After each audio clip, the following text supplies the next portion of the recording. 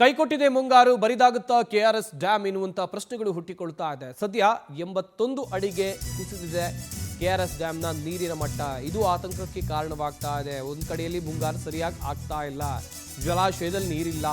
ಸದ್ಯ 81 ಅಡಿಗೆ ಕುಸಿದ್ಬಿಟ್ಟಿದೆ ಡ್ಯಾಮ್ನ ನೀರಿನ ಮಟ್ಟ.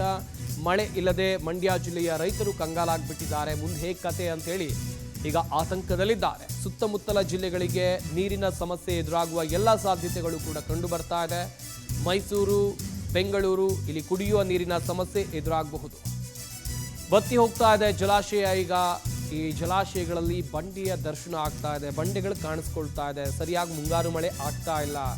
ಮೈಸೂರು, ಮಂಡ್ಯ, ಬೆಂಗಳೂರು ಭಾಗದ ಜನರು ಕೆಆರ್ಎಸ್ ನದಿ ನೀರನ್ನ, ಜಲಾಶಯದ ನೀರನ್ನ ನಂಬಿಕೊಂಡು ಬದುಕ್ತಾ ಇದ್ದಾರೆ. ಆದರೆ ಡ್ಯಾಮ್ನಲ್ಲಿ ನೀರಿನ ಮಟ್ಟ ಇಳಿಕೆ ಆಗ್ತಾ ಇದೆ, ಬತ್ತು ಹೋಗ್ತಾ ಇದೆ, ಬಂಡೆಗಳು ಕಾಣಿಸ್ತಾ ಇದೆ. ಹೀಗೆ ನೀರಿಲ್ಲ ಅಂತ ಹೇಳಿದ್ರೆ ಕಾವೇರಿ ಜಲನಯನ ವ್ಯಾಪ್ತಿಯಲ್ಲಿ ಬರುವಂಥ ರೈತರ ಕಥೆ ಏನು? ಇನ್ನೊಂದು ಕಡೆಗೆ ಬೆಂಗಳೂರಿಗೆ ಕುಡಿಯುವ ನೀರಿನ ಮೂಲ ಅಂತ ಹೇಳಿದ್ರೆ ಅದು ಕೆಆರ್ಎಸ್ ಕಾವೇರಿ ನದಿ ನೀರು. ಆ ನದಿ ನೀರೇ ಈಗ ಬತ್ತುತ್ತಾ ಇದೆ ಅಂತ ಹೇಳಿದ್ರೆ ನೋಡ್ತಾ ಇರ್ಬೋದು ನೀವು ಕೂಡ ದೃಶ್ಯಗಳಲ್ಲಿ ಯಾವ ರೀತಿಯಾಗಿ ಕಾವೇರಿ ಏನು ನದಿ ನೀರು ಬತ್ತುತ್ತಾ ಇದೆ ಅಂತೇಳಿ. ಬಂಡೆಗಳು ಕಾಣಿಸ್ತಾ ಇವೆ. ಮುಂಗಾರು ಆರಂಭದಲ್ಲೇ ಈ ರೀತಿ ಆಗ್ತಾ ಇದೆ. ಒಂದು ವೇಳೆ ಮುಂಗಾರು ಕೈಕೊಟ್ಟಿದ್ದೇ ಆದಲ್ಲಿ ಮುಂದೆ ದೊಡ್ಡ ಮಟ್ಟದ ಆತಂಕ ಖಂಡಿತವಾಗ್ಲೂ ಇದ್ದೇ ಇರುತ್ತೆ, ಸಂಕಷ್ಟ ಇದ್ದೇ ಇರುತ್ತೆ.